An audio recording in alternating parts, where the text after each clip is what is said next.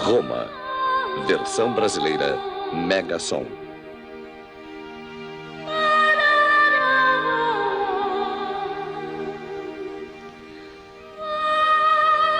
Roma é a única cidade grande do mundo cujo passado misturou-se indissoluvelmente à vida de todos os dias.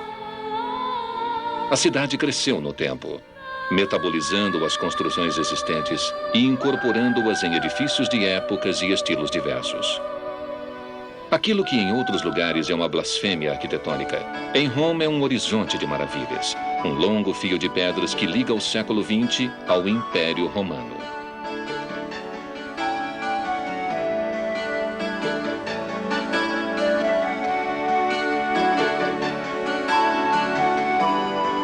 Talvez a explicação mais plausível para essa inatacável continuidade resida justamente nas dimensões monumentais dos edifícios antigos, colossais e respeitados demais para que possam ser demolidos completamente. E assim, Roma oferece a mais completa das viagens, aquela da volta no tempo. Se a mente estiver aberta e os olhos forem ágeis, até a procura de produtos hortenses e a parada no bar podem desdobrar-se em passeios entre fontes barrocas e colunas de templos antigos. O Coliseu é o símbolo mais conhecido e mais imponente da antiga monumentabilidade. Com o Fórum Romano adjacente e os Fóruns Imperiais, o grande anfiteatro atesta o poder mundial, que na época concentrava-se em Roma. No foro desenvolvia-se a vida civil e religiosa da Roma antiga. Aí estavam sediados o governo e a magistratura do Estado. No Capitólio ficavam de vigia os deuses protetores da cidade, e a eles eram erguidos templos e estátuas, ao passo que no Palatino eram construídos e estratificavam-se os palácios dos imperadores. Com o Império, muitas funções do Fórum Romano passaram para os grandiosos fóruns que os imperadores mandaram construir.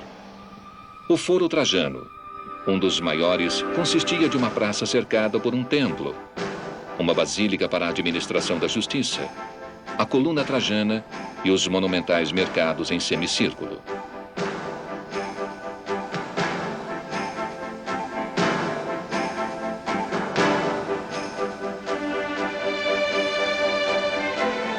Ao lado dele, o Foro de Augusto, que uma grandiosa muralha separava da Suburra, o bairro popular de Roma Antiga.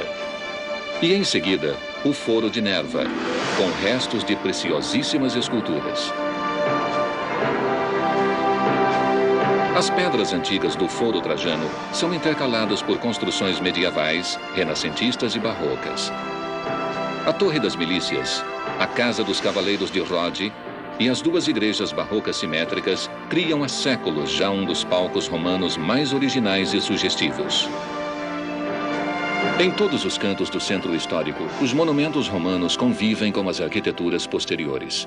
Na Praça Colonna, diante do Palácio Chigi, surge a coluna de Marco Aurélio, que, juntamente com a de Trajano, representa uma das criações mais originais da escultura romana. E os restos gigantescos do Mausoléu de Augusto, construção circular que foi o sepulcro do imperador, constituem uma presença familiar nas proximidades do Tevere e formam um contraste violento com o paralelepípedo que protege o altar da paz de Augusto. No aparente caos dos muros caídos e dos arcos partidos, as pedras das termas de Caracalla deixam entrever ainda as formas das grandiosas salas onde ficavam piscinas, ginásios, bibliotecas. Calcula-se que as termas de Caracalla pudessem hospedar comodamente 1.600 banhistas de cada vez, um número altíssimo até mesmo para os tempos modernos.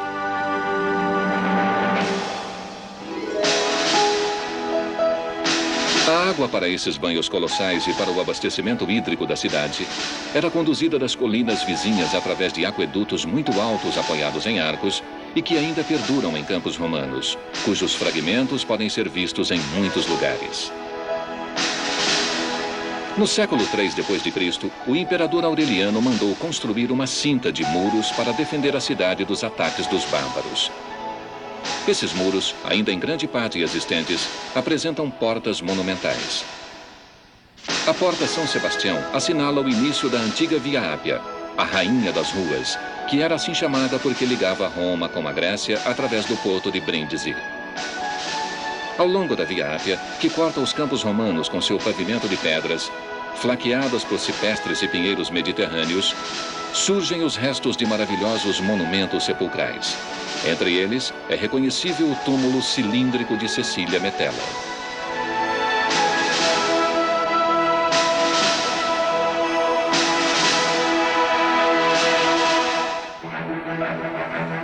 Jamais afastadas de Roma, encontram-se as catacumbas de São Calixto e de São Sebastião, antigos cemitérios e lugares de culto dos cristãos dos primeiros séculos.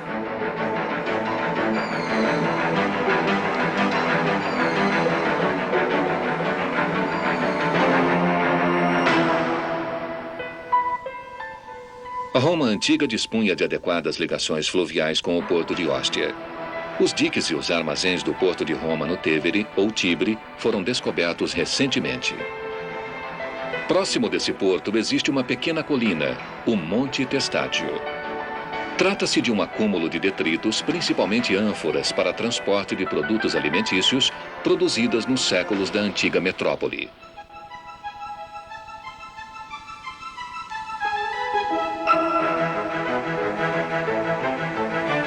Um outro monumental mausoléu imperial, o de Adriano, foi transformado pelos papas, primeiro em fortaleza e depois em palácio. Castelo Sant'Angelo, como passou a ser chamado, hospedou em 1527 o Papa Clemente VII, durante a pilhagem e o incêndio de Roma por parte da soldadesca de Carlos V. Este foi, talvez, o momento mais traumático da longa história de Roma, golpeada no auge de seu esplendor, não por bárbaros incultos, mas por tropas cristãs enfurecidas.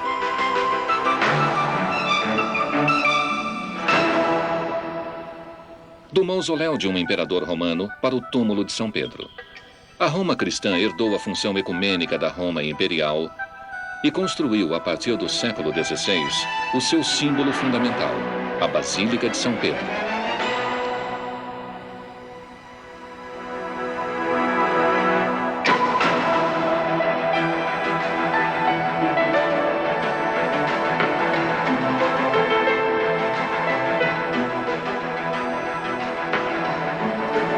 A Igreja Católica, que naquele período enfrentava o ataque do mundo protestante à sua ortodoxia, impôs um modelo universal de arquitetura, à qual devia corresponder a ideia do grande rebanho cristão reunido sob a guarda de um pastor único. A cúpula de São Pedro, protetora e dominadora, evoca o conceito da Mãe Igreja, da qual partem em todas as direções milhares de sinais barrocos das bênçãos de papas e santos.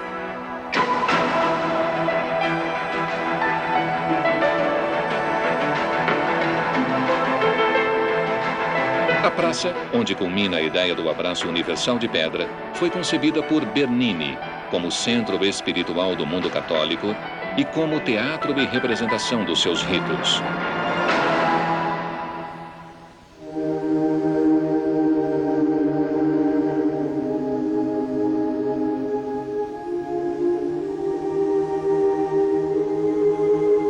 São Pedro, a maior e mais esplendorosa igreja do mundo, possui também em seu interior um número incrível de obras de arte.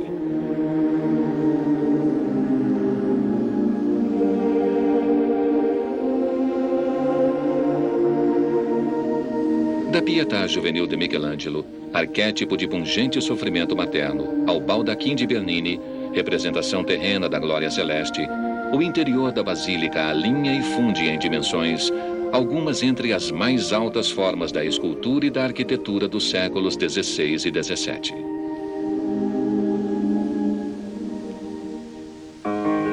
Atrás da cúpula de São Pedro, estendem-se os jardins e os palácios do Vaticano, o menor país do mundo, sobre o qual o Papa é que tem jurisdição.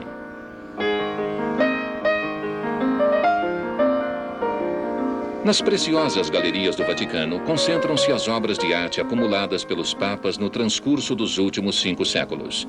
Entre elas, as obras-primas da escultura do mundo antigo e os grandes ciclos da pintura de Rafael e Michelangelo.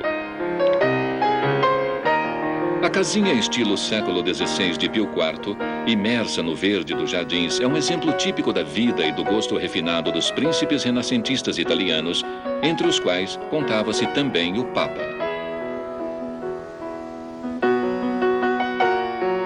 Pela fechadura de um portão sobre o Aventino, pode-se desfrutar de uma célebre vista da cúpula de São Pedro. Sobre esta colina afastada e aristocrática, a Vila dos Cavaleiros de Malta e a Igreja do Priorado ladeiam grandes parques e uma antiga basílica. A geografia acidentada das colinas romanas instigou sempre a fantasia dos arquitetos e urbanistas.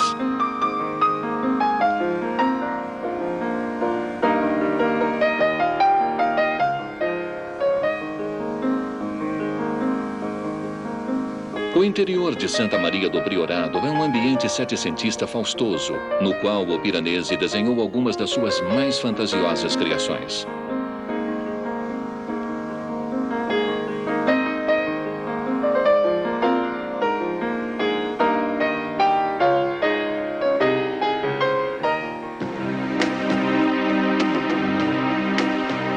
O estilo barroco expresso pelas 100 cúpulas romanas e sublimado nas inumeráveis cenografias de praças, fontes e perspectivas de ruas é, ao mesmo tempo, o veículo e o produto do catolicismo triunfante na Contra-Reforma. A cultura humanista dos príncipes da Igreja e o gênio dos artistas concorreram do século XVI ao século XVIII para fazer de Roma a cidade modelo para a urbanística daqueles séculos.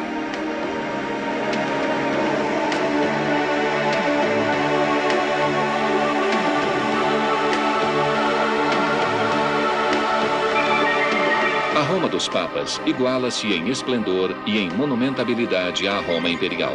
Suas basílicas são testemunhas perfeitas do poder da Igreja Católica e da sua capacidade de propagar sua mensagem de fé também através da arte, da teatralidade, da música e de cerimônias pomposas.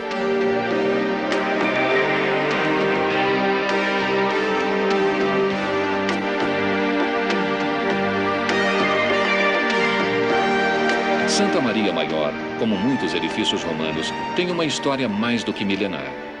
Construída no século V e, portanto, ainda na época imperial, foi ampliada e embelezada na Idade Média e redecorada no Renascimento. Entre o fim do século XVI e o início do século XVII, ela ganhou duas majestosas capelas, a Sistina e a Paulina, e no curso de 1700 foi feita a cenográfica fachada.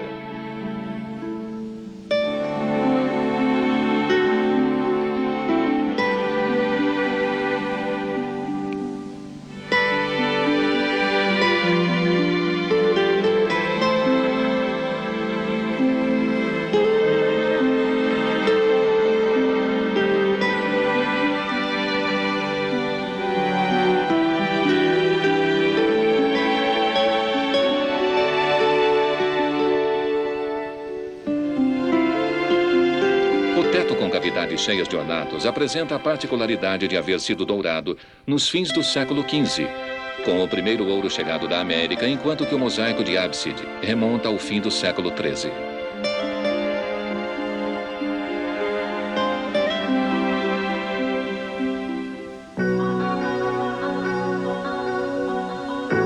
São João de Latrão, Catedral de Roma e do mundo, remonta na sua forma primitiva ao século IV, mas foi destruída inúmeras vezes por incêndios e terremotos e sucessivamente reconstruída.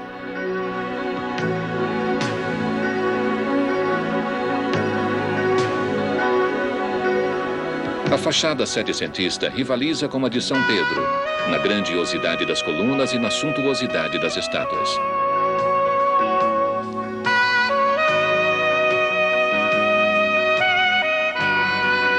Durante mais de 1000 anos, o Latrão foi residência oficial dos papas, mas o palácio atual, que data do século XVI, foi concebido como residência de verão para eles. Na praça ergue-se o mais alto e antigo dos obeliscos egípcios erigidos em Roma.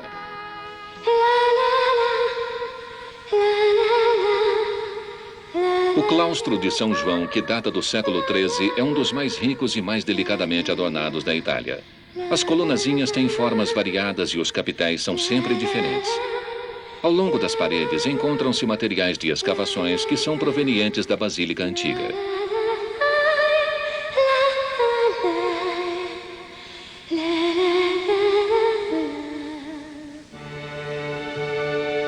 No interior, o transepto, ou parte lateral curta da Basílica, é particularmente suntuoso. Foi decorado pelos maiores artistas maneiristas do fim de 1500 e início de 1600. A presença mais inacreditável é o grande órgão, colocado justamente sobre o ingresso lateral.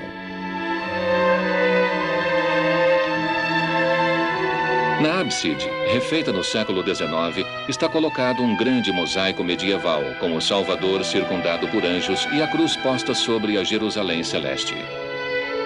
E ao redor de tudo, os vários símbolos da iconografia cristã.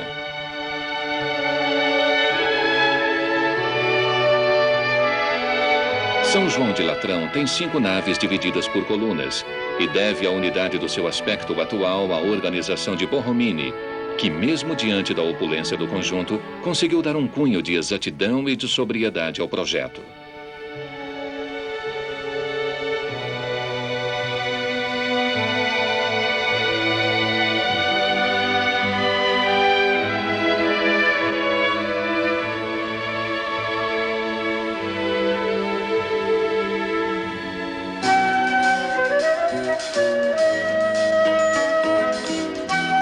Uma característica de Roma é a transformação dentro da continuidade.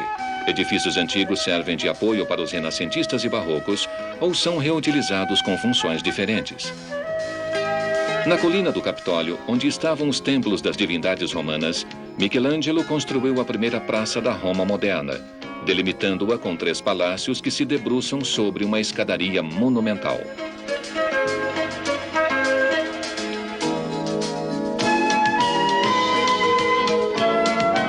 O antigo panteão, dedicado a todos os deuses, é considerado o monumento mais importante da arquitetura romana pelas dimensões, pelas proporções e pela presença de uma das maiores cúpulas da antiguidade.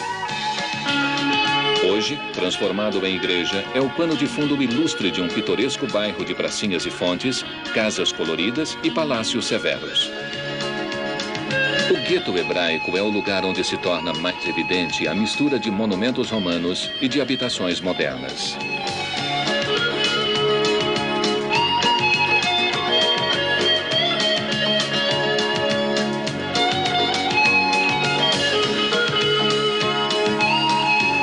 As pedras antigas foram recompostas de uma forma até extravagante, formando novas estruturas. Assim, tabacarias e vasos de gerânios despontam entre antigas inscrições e bustos de severos cidadãos romanos, mortos há 2000 anos, enquanto que colunas de templos e de mercados romanos decoram calçadas prosaicas, abarrotadas pelas mesas dos restaurantes ao ar livre.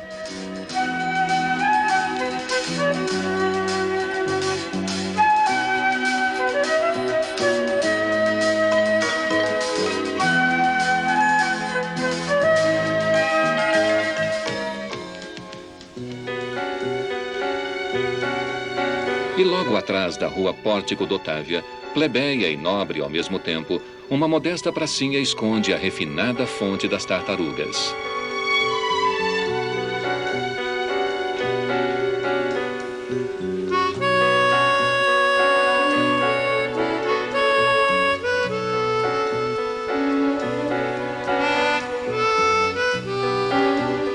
Com o mercadinho do Campo das Flores, continua o alternar-se do monumental e do popular, e o desenvolver-se de modestos ritos cotidianos sobre o pano de fundo de edifícios ilustres.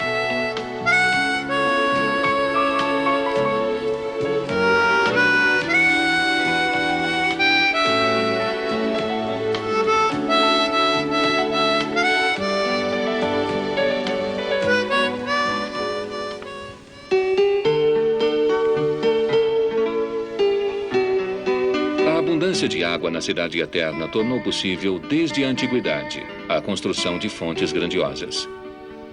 Os papas restabeleceram a tradição, reativando os condutos antigos e mandando construir fachadas monumentais ou esculturas fantásticas para as novas fontes barrocas.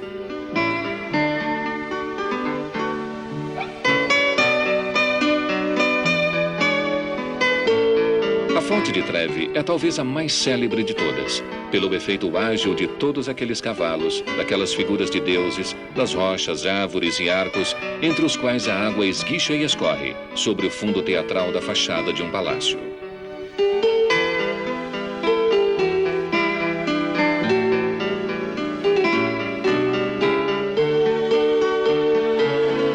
As pequenas dimensões da praça aumentam a surpresa e a emoção de quem, saindo do labirinto das ruazinhas próximas, encontra-se de repente diante da fonte.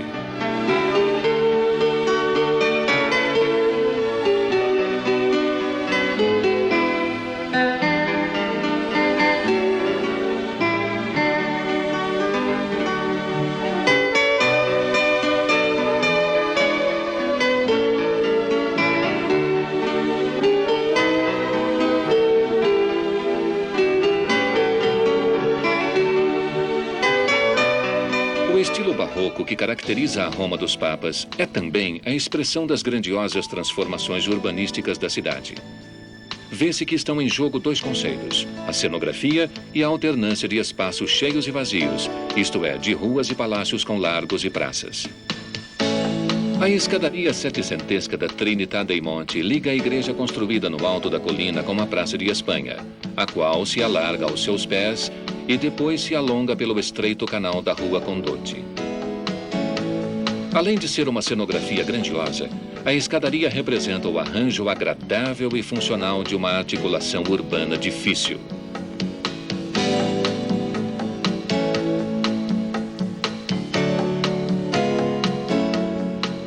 A fonte da Barcaccia, do pai de Bernini, é uma outra invenção barroca genial que evoca os grandes barcos do velho porto de Ripetta, no Tevere, no qual foi inspirada a escadaria.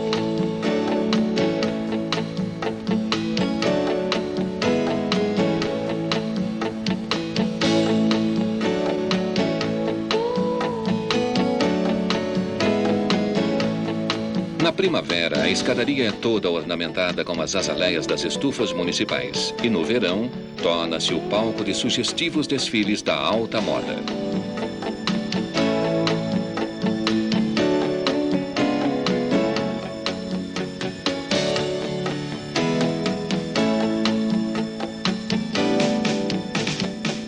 A Via Condotti com a paralela Via Fratina. As duas abrem-se sobre a Praça de Espanha. É o caminho tradicional para o passeio e as compras elegantes.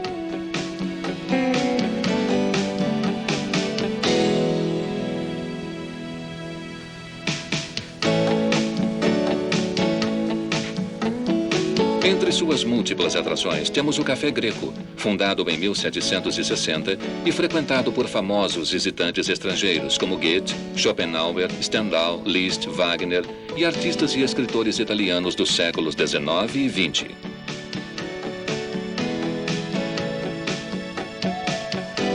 Nessas ruas, encontram-se em uma atmosfera de controlada elegância as lojas de roupas e de joias, que enfeitam as mais célebres ruas de compras no mundo, da Rua Montaigne, em Paris, à Quinta Avenida, em Nova York, e a milanesíssima Rua Monte Napoleone.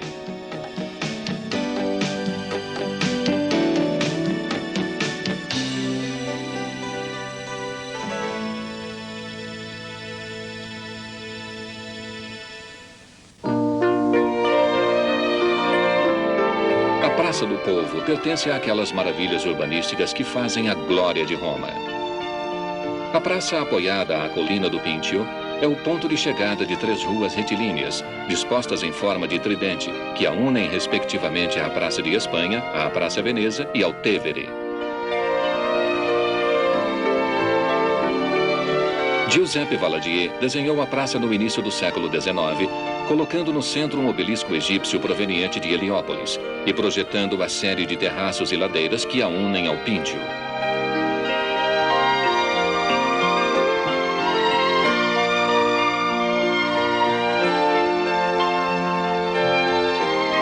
A Praça Navona, cuja forma elíptica lembra a coberta de um navio, foi edificada sobre os contornos do antigo anfiteatro de Domiciano, ainda visíveis em uma de suas extremidades. Bernini projetou a Fonte dos Rios, enquanto Borromini construiu a igreja de Santa Agnese, toda feita de curvas e reentrâncias.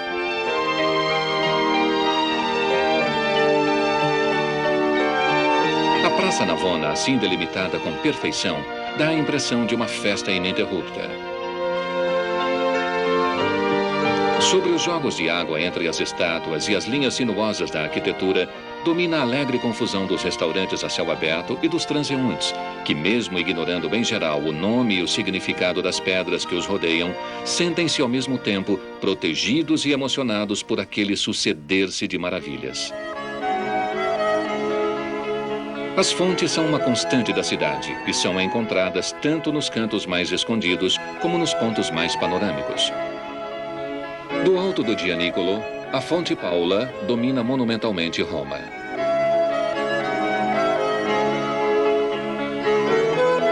Também a Praça de Santa Maria, em Trastevere, é adornada com uma fonte, ao redor da qual vive o bairro mais humilde de Roma, aquele dos artesãos e dos barqueiros.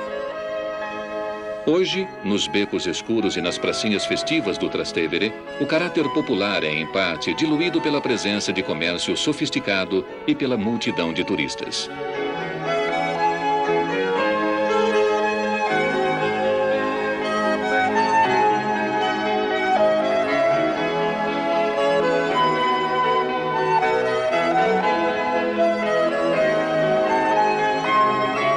Do outro lado do rio fica o Palácio Farnese, o edifício renascentista mais imponente de Roma e de cuja construção também Michelangelo participou.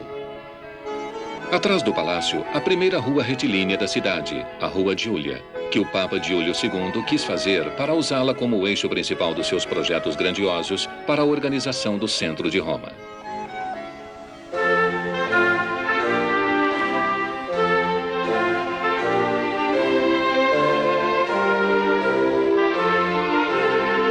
A partir do Renascimento, as famílias nobres romanas e as outras dinastias da península rivalizaram na construção de palácios residenciais suntuosos no centro de Roma.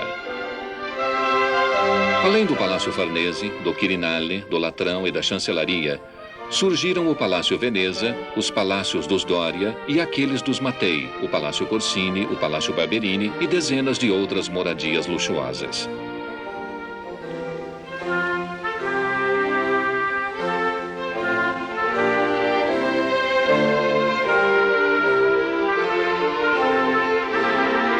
Alguns desses palácios, como o Colonna, guardam importantes coleções particulares de obras de arte.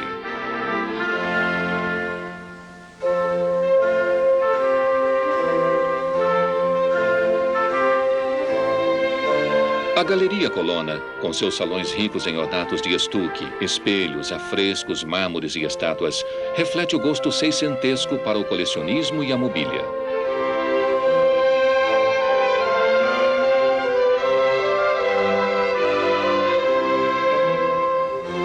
Os quadros de Rubens, Tintoretto, Tiziano, Veronese, Guido Reni, Guercino, Bronzino recobrem totalmente as paredes dos salões. Esta organização das pinturas contribui muito mais para o efeito decorativo do conjunto que para a valorização de cada obra em particular.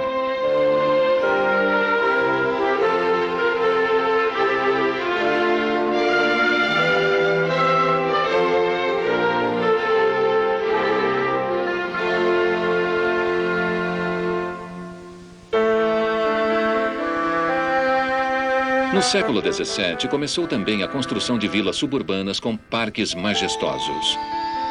Entre as maiores estão a Villa Doria Pampilli e a Villa Borghese, que atualmente são parques públicos.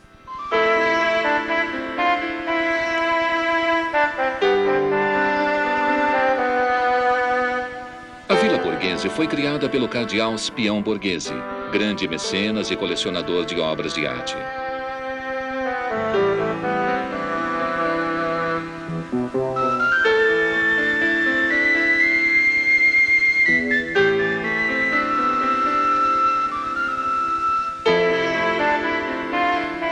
A Villa Borghese é o Parque de Roma por excelência.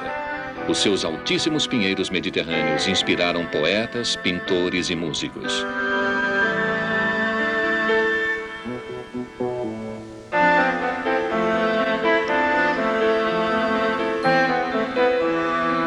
No interior da Villa Borghese abrigam-se museus importantes, como o Museu e a Galeria Borghese, alamedas monumentais ladeadas por azinheiros e magnólias, restaurantes, o jardim zoológico e um pequeno lago com uma ilha que é também um templo neoclássico.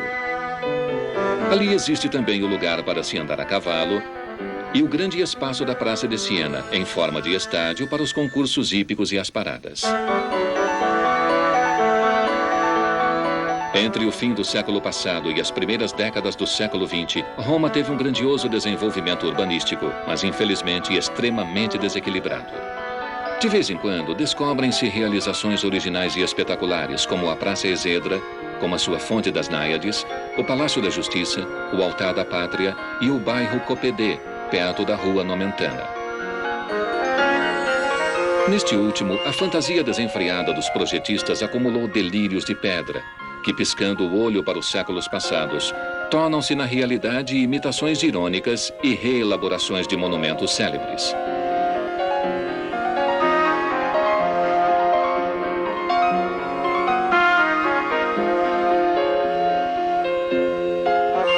E nos anos 30 e 40, na onda do fascismo, foram erguidos enormes monumentos de mármore que deveriam igualar a grandeza de Roma antiga. Entre os principais estão o Foro Itálico, a Estação Termini, a Rua da Conciliação e, sobretudo, o EUR, o bairro que deveria hospedar a Exposição Universal em 1942.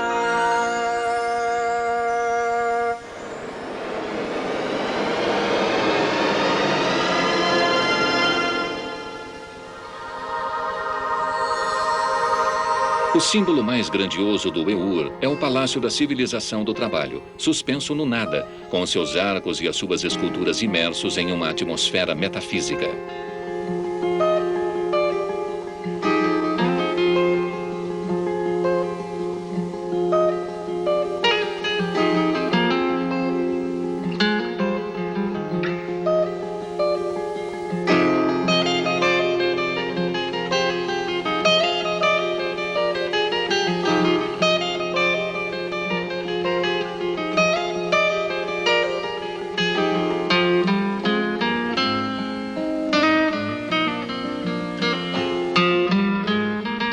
Pertence ao mesmo período histórico aquela que foi chamada de Fábrica Italiana dos Sonhos, a Hollywood sobre o Tevere. Cinecittà, um dos maiores e mais completos estabelecimentos cinematográficos do mundo. Aqui, completa-se o ciclo da história de Roma, 1000 vezes reelaborada e reciclada. Desta vez, o que temos à nossa frente é a Roma de plástico e de papelão.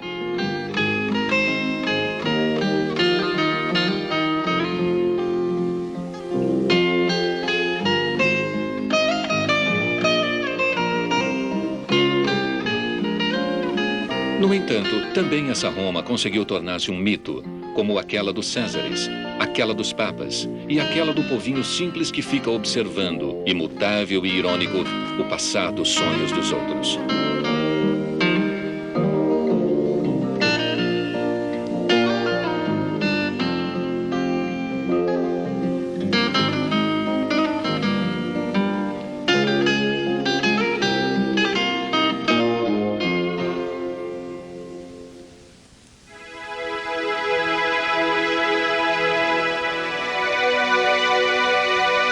Infelizmente, a Roma moderna está se tornando uma mistura de lugares comuns. O loiro Tevere não é mais loiro, mas é até passavelmente poluído. O ocaso renunciou ao refrigério da brisa do poente a partir do momento que o delicioso ventinho é bloqueado pelas novas mastodônticas construções. E La Dolce Vita não é nada mais que uma ilusão de celuloide, criada talvez apenas pela fantasia de Fellini.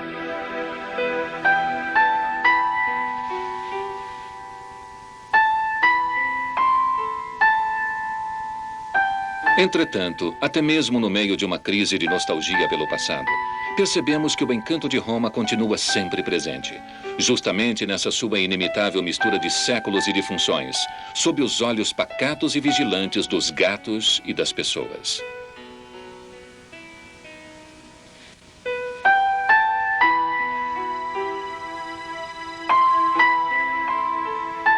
A cidade havia sido construída para representar o poder de maneira monumental. Deste teatro de pedra e de mármore, resta o palco. sobre o qual a cortina dos sonhos está sempre pronta a abrir-se.